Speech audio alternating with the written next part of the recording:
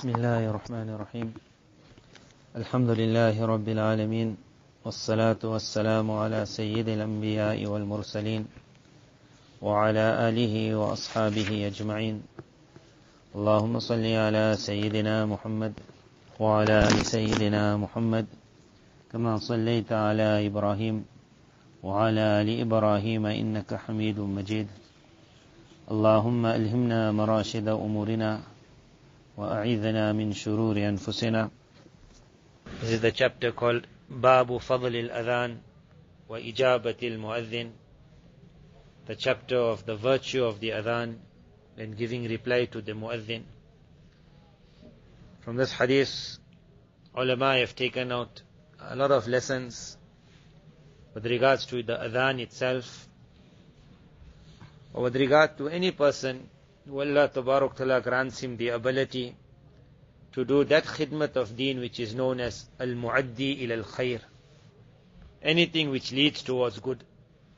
The hadith that is quoted in the first chapter, Muawiyah radiyallahu anhu narrates that he heard Rasulullah sallallahu alayhi wasallam saying, al-mu'adhinuna atwalu an-nasi a'naqan yawm al-qiyamah. Imam Muslim rahimullah narrates that Allah's Rasul sallallahu alayhi wasallam said that on the day of Qiyamah, the one whose neck will be the longest, the one who will enjoy having the longest neck on the day of Qiyamah, will be the one who had given the Adhan, al-mu'adhinun. So ulama explained that what does it mean to have a long neck on the day of Qiyamah? Atwalun nasi anaqan. Shah Walillah rahimullah wrote that it is said the system of Almighty Allah is that whenever reward is given, then there is always some mushabahat, there is some like a resemblance to the action you had done and how Almighty Allah gives the reward. In one hadith it comes, whoever builds a masjid for Allah. So building a masjid means like to construct the entire. In some places it comes even whoever aids in the building of the masjid. So whether the whole masjid or the aiding of the building. So the reward that will come is going to be that Allah will build for him a house in Jannah. Banallahu lahu baytan fil Jannah. That part is like on its place. But one wording that comes there, that like how he built. Like how he built. So if that had to mean like a person, he only gave 2 bricks, then he must know Allah will only give him 2 bricks. That was not going to be the intention of the hadith. The hadith was going to try to give targheeb that whatever part you can give, because like how you will do. So ulama explained that what was meant by like how he will build. They explained like when a man, he wants to decide to put up a whole masjid, part of a masjid. He says, how much is a brick? They say 1 brick is worth, example, 1,000 rand. Some masjids have it, 1,000 rand per brick. And with that the masjid comes. Now he looks in his pocket, he looks at his account. And if he says, I think I can manage 10,000. But that 10,000 for him, it's little difficult. So that difficulty that he goes through now. So then they explain the narration means like this, that whoever will build for Allah a masjid, then like how he went through some difficulty and he pushed himself and exerted, Almighty Allah in His kindness will also build for him a house, and Allah, so to say, will also exert. Whereas the Zat of Allah, there's no exerting at all. But it is show that level of mubalagha that will be made, that you will not just get a house. Even that effort you made will be appreciated there. As you made effort, so to say, Almighty Allah. So they explain that jaza'u wifaqa, a like reward.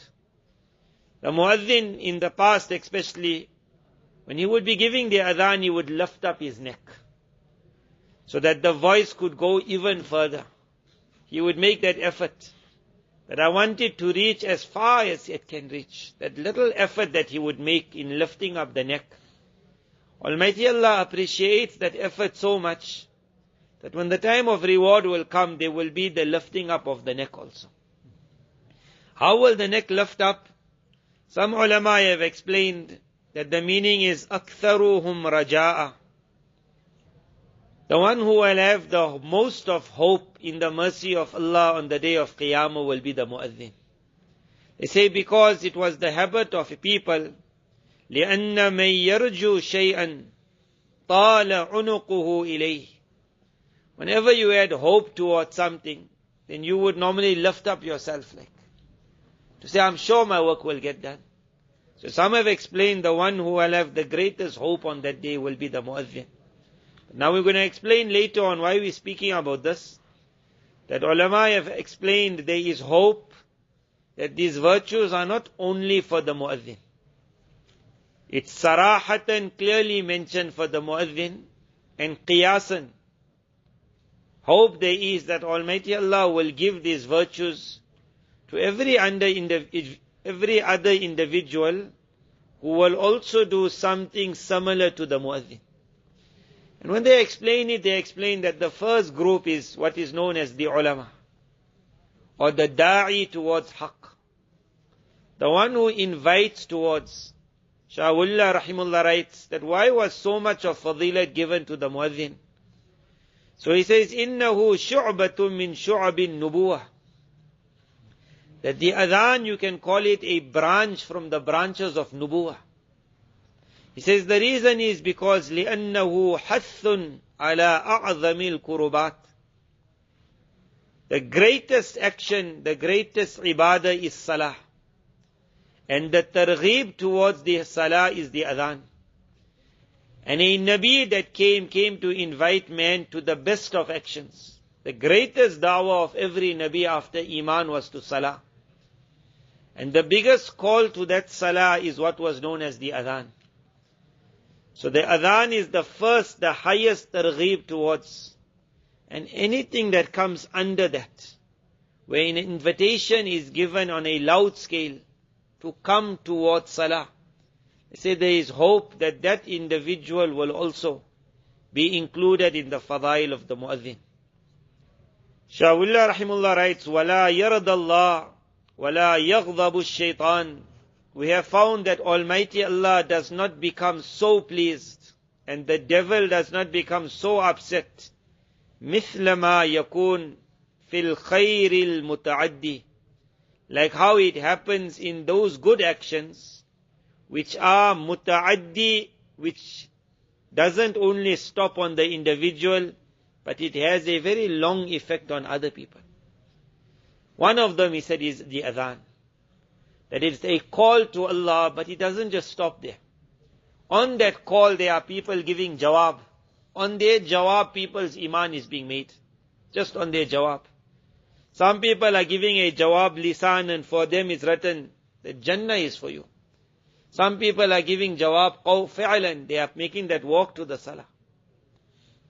What they will walk to the salah, the muazzin called them, they will definitely get a share in that salah.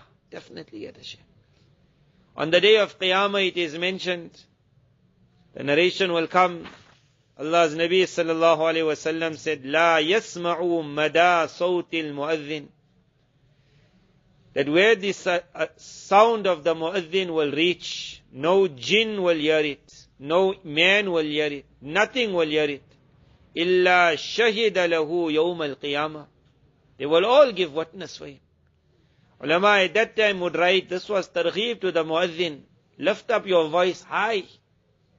Because the further your voice will go, the more shuhada you will have for you on the day of Qiyamah. Man only needs 2 witnesses to get his work done. But if he has an entire army, in the past the muazzin loudly would give. And the da'i would make a great effort that I will invite towards. Now remember the muazzin, it was very easy for him to loudly, because the louder he would scream, it was understood that scream even louder. But a da'i towards haqq, if he had to stand on the top of the mimbar and scream his da'wah, people would tell him like, drop your voice.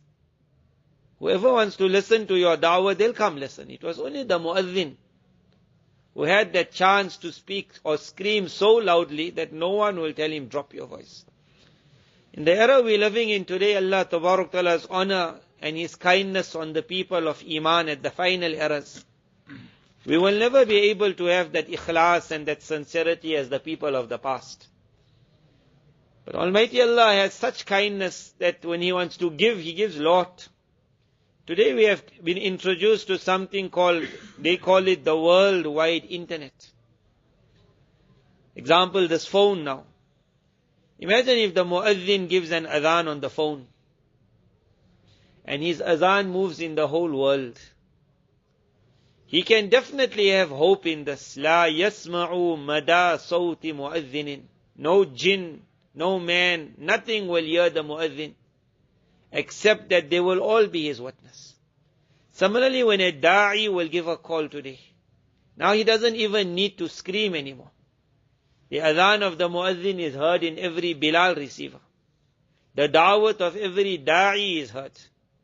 Every alim, Hazrat Moulana Ilyas rahimullah said to his son, Moulana Yusuf rahimullah most likely, when he gave a khutbah, he said, when giving the khutbah, make a very big intention. Say, Allah, I'm giving this khutbah for the hidayat of man and jinn. So he said, what intention you made? He said, I made the intention of the sunnah khutbah.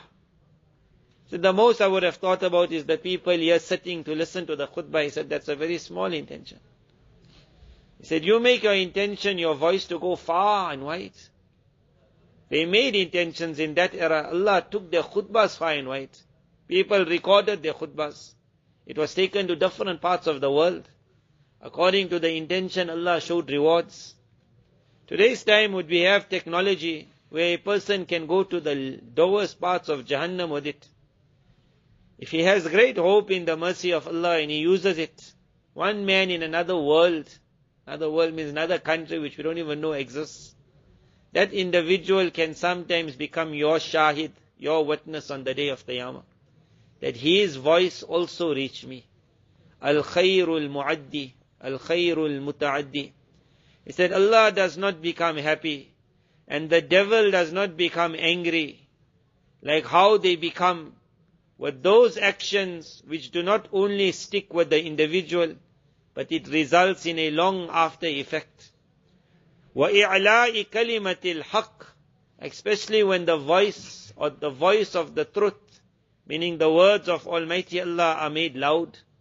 And then Shah Wallah rahimullah made indication. He said, remember, this is not only for the adhan, these rewards. He said, وَهُوَ قَوْلُهُ عَلَيْهِ السَّلَامِ.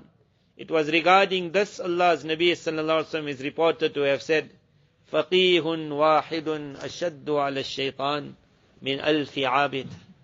There are 1,000 worshippers, but their worship is restricted to themselves. And there is one man who got the understanding of deen. His life is given to understand and to teach. When he's going to teach someone how to read the kalima. Khayre muta'addi. Goodness is going to come out. Someone he will teach him how to perform salah. Someone he will teaching him how to correct his Quran.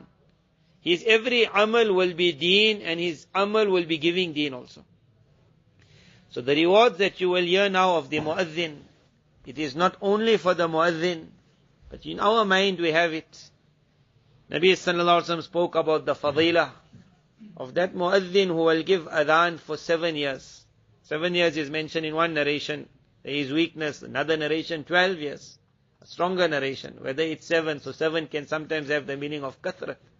Many years. But then comes that one condition in it. For the pleasure of Allah. Whoever for 7 years or 12 years will give the adhan only for the pleasure of Allah, then his entry into Jannah is guaranteed. So again, the muazzin, for him, what an honor. But sometimes the muazzin will feel that, but like where in the world you'll get a man who's giving adhan for free? Like, majority of the world, a muazzin is employed. So although you will be told, make the intention, I'm doing it only for Allah. Similarly, an alim who's teaching, you will be told, make the intention only for Allah. But that word only, so I'll say, very hard for you to say only. Aren't you getting paid for it? So ulama have mentioned that in man's tabligh to haqq, he must at least keep 1 or 2 things which is khalis for the zat of Allah. That there even money doesn't come. Only. So if an alim, and make the intention from now, there must be something in your life. Whether you'll say, okay, I'll teach, but I'll write a kitab. My kitab is only for Allah. Or I will deliver lectures, but that will only be for Allah. Or on the side I will teach hifz, but that will only be for Allah. If you can get 7 years, 7 could mean many. So let's take it to 12 years, because that's mentioned clearly in the narration, a stronger narration. If a man can get 12 years of doing some form of da'wah ilallah, of being a cause of khair, for 12 years, and in that action of his, there is nothing that he is getting out of it but the pleasure of Allah, then he can have hope that I also fell in this narration, that my Jannah is guaranteed. أطولهم أطول الناس أعناقا. He can also say, perhaps my neck will be the longest on the day of Qiyamah. Longest means having the greatest hope in the mercy of Almighty Allah.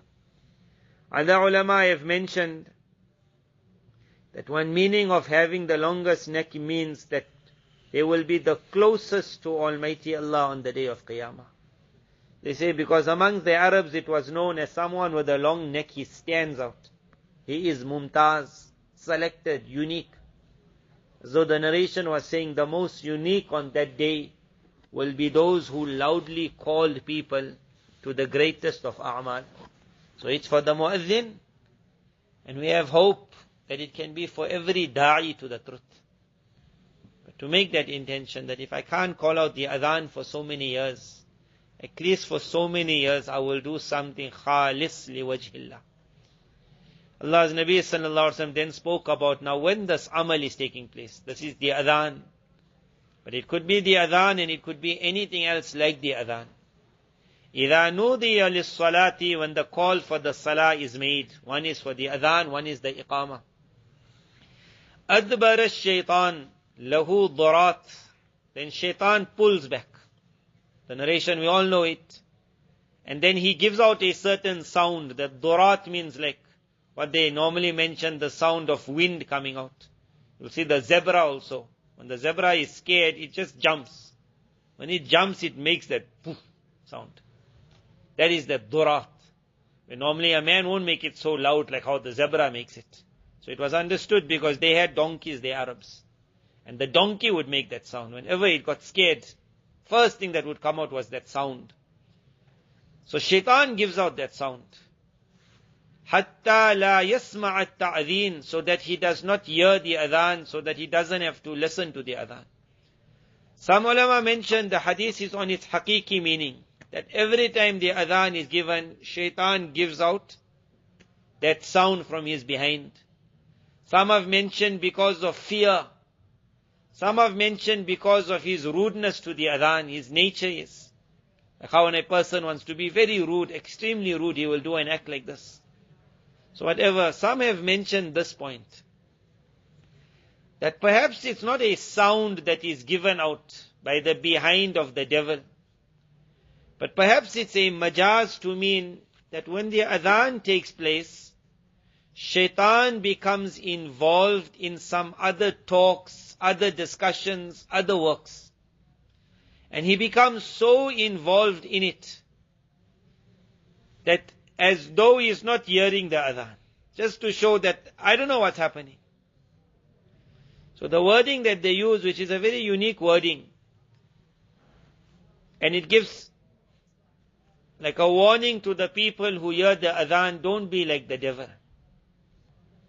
The wording Mullah Ali Qari rahimullah wrote, he says, Allama Tibi rahimullah writes, and Allama Tibi was what was called the ustad of the alim who wrote or prepared the kitab, what we call today Mishkat. And after the kitab was prepared, then he wanted to write the first shara on the kitab. So that was the shara of his. So on that Allama Tibi wrote, شبه الشغل الشيطان وإغفاله عن سماع الأذان. Allah's Nabi sallallahu alayhi wasallam gave a tashbih, explained that the likeness of how Shaitan gets himself involved in some work and makes himself oblivious, or he acts ghafil from the adhan as though I can't hear it. He said he made the tashbih of it. He said this resembles a sawt alladhi yamla'u as-sam'a, so loud that it closes the ear, prevents man hearing anyone else. Meaning Shaytan gives out a loud sound. But then what word he used? ثُمَّ سَمَّاهُ ضُرَاةً. Allah's Nabi sallallahu alaihi wasallam then called it a durat. Durat, what we will actually call like a fart. Allah's Nabi called it that تَقْبِيحًا lahu, to show how terrible any other voice is at the time when the adhan is taking place. How terrible any other voice is when the adhan is taking place. When normally when a person is talking, you won't tell him that, hey, stop farting. You'll never say that. Because it's like a very rude word. But now when the adhan is taking place, he says at that moment Shaitan starts another talk. And he makes that talk so loud that the adhan is not heard. So at that time you will want to give a name to that talk. So the worst wording was used, that stop farting. Stop farting. This was a warning given to the people besides the devil. That the devil is such, he's going to make that sound. Because he doesn't want the adhan to be heard at all. So normally when you don't like something happening, sometimes a person is jealous, very jealous of a certain family. So now they're having a good occasion. The daughter is getting married. They're having an aqiqah. The child finished hifz. So he doesn't want to be there. So what he does, he immediately books out that week. He goes far. Just so that I don't even have to know it's happening. This is the devil. He doesn't want the adhan to be heard. So much khair. So he starts that loud voice. But it was why it was mentioned. Because what we got to do with me and you for the devil. So say when the adhan is going, don't be like the devil. That when the adhan is going, don't ever create such sounds that makes you and others oblivious of the adhan. Because if some name had to be given to your talk at that time, on the tongue of Nubuwah it would be called durat. That stop farting. That is this the time to make loud and funny sounds? Can't you listen to the adhan? So the devil does not want the adhan to be heard. The devil does not want the iqamah. That's why he says, when the adhan is now completed, aqbala, then he comes back. As soon as the iqamah takes place, again he goes away. And again he gets involved in such. He doesn't want to hear. As ulama have written, this could be for the adhan only, or it could also be whenever any da'wah to the haqq is taking place. And the devil does not like that any invitation to khair is made with ikhlas. At that time he becomes involved in something to make a loud voice. So if a lecture is taking place, some wa'az is given, if the individual himself doesn't want to sit, there is no ever a problem. But for him to create such an environment that prevents other people hearing it, that is not good. And when the adhan and the iqamah is given, so normally when the iqamah is given, no one will be talking. This warning is given for the adhan. That you yourself, if you're not paying attention to the adhan, that's one. But if you are the cause of such a voice, a sound, that makes the people around you oblivious of the adhan, then you must know that what came out from your mouth was a durat.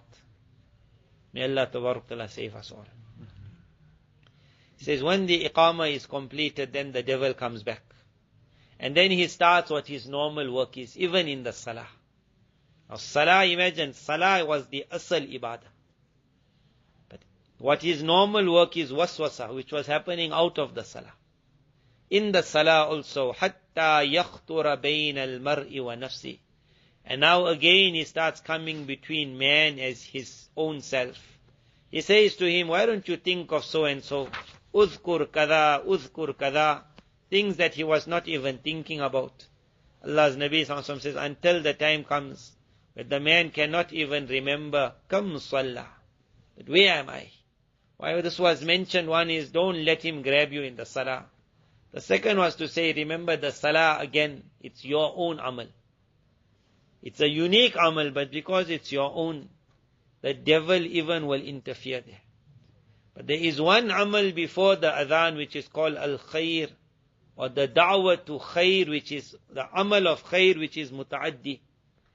That if you do it, it will have results on many others. One is adhan, one is iqamah. There's a very great possibility da'wah will also come in this. That at these times the devil just pulls back and he gets involved somewhere else. This is why ulama mentioned, if you don't want to be mad'u, if you don't want to be invited, and who invites? The devil. Then you become a da'i. As long as you're inviting, he keeps his distance. The one who calls, the devil doesn't. He gets involved in something else. He continues his part. You continue your da'wah. A person met someone from the Mubarak lands. So he said, Mubarak Jamaat from the Mubarak lands. So the Amir of the Jamaat said a very nice thing then. He said that, it did come in the narrations, that remember, no land can really make a man muqaddas. No land can really make a land muqaddas. Meaning staying in the muqaddas land doesn't have to make you muqaddas. He says, however, man can make himself muqaddas. Land cannot make man muqaddas. But man can make himself muqaddas. And then he said, one of the things that create, because muqaddas means mubarak, isn't it? Al-ardul mubarakah. He says, look at the people of Almighty Allah. He says, Allah said about them, وَجَعَلَنِي مُبَارَكًا أَيْنَمَا كُنْتُ. Wherever I will be, because he was a da'i, he was a Nabi of Allah. He says, wherever I'll be, that will be Mubarak. I will not have to search for the areas and the times of barakah. I am barakah itself. He said, Nuh alayhi salatu wasalam had to go in his boat. And then when he said, Ihbit bisalamin minni wa barakat. You will land, wherever you will land, barakat will come following you. He said, you will see wherever Allah Tabarak spoke of the da'is to the truth, then they had barakah themselves because they moved with the da'wah. An alim moves with the da'wah, a da'i moves with the da'wah, a mu'adhin moves with the da'wah. As long as this Mubarak amal takes place, the devil keeps his distance. To protect ourselves from the devil, two things we learn today. One is, make an intention in my life. There will always be some amal of inviting to the truth, in whichever surat it may be, which is khalis liwajhillah, for which I don't take pay. I will take pay for other khidmats, and I will take pay for teaching also. But in that there must be some amal which is khalis liwajhillah. And I will try and do that at least for 12 years to reach that fadilat. As though I was the mu'adhin who gave the adhan for 12 years, khalis liwajhillah. In that da'wah I will make an effort that my voice must reach as far as it can go. With the hope that wherever my voice will go, no jinn, no man, nothing will hear my voice except it will be my witness on the day of Qiyamah. Number 2.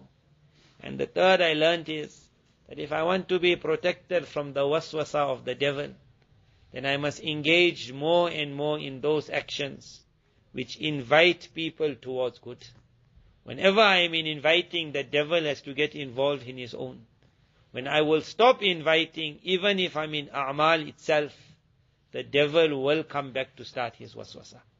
And he can do it to such an extent that even in salah, I can forget how many rakats I read. So if he can do so much, then he can make me do many other things also. He can make the married man forget he's married. He can make the alim forget he's an alim. He can make the man who just gave the bayan yesterday, don't talk to a girl when no one is around. He can make him forget it, and the next day he's talking. Out of the amal, a lot of things can happen. But as long as it's with the amal, a lot of khair takes place. May Allah Ta'ala bless every one of us that to be a da'i to the truth, from the beginning till the ending, with ikhlas, in a manner that the devil stays far, it becomes a shield. And may Allah Ta'ala protect every one of us, that we don't be the devil, like the devil, when the call towards haqq is being made, then we become such a nuisance that forgets us, we don't hear it also, and because of us, people around us also become oblivious. Allah Tabarak Ta'ala save us from being like the devil. Allah Tabarak Ta'ala make us amongst the people of khair. Wa akhiru da'wana and alhamdulillahi rabbil alamin.